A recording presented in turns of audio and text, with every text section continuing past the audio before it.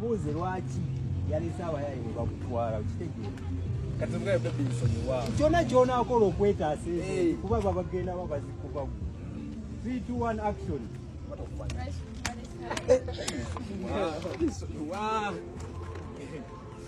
gwe mwana kati obadde oseka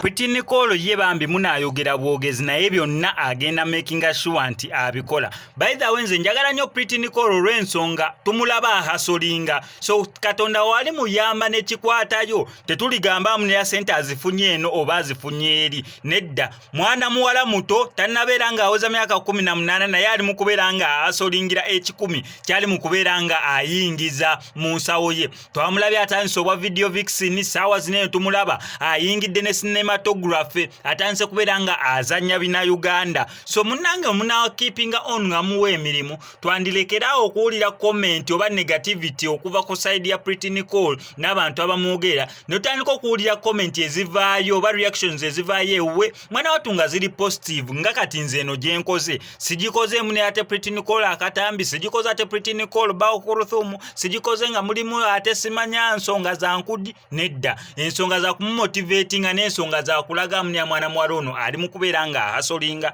wanga sawa zino abeera nga bali mu kwata ekina Uganda Katonda wayamba n'abeera nga asobola bulungi lwakuba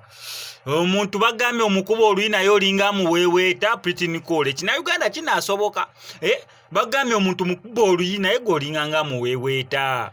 omusajja ono mukubira ddala oluyi oba omukola bineno byatula mu biyindi omuntu amukuba oluyi n'abuuka mu bbanga n'akomawo enkeera naye gwe bagambye mukuba oluyi weekyange naye olinga muweweeta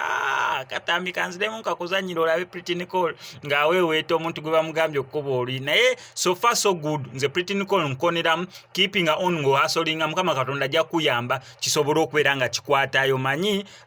baleke baseke kati gwe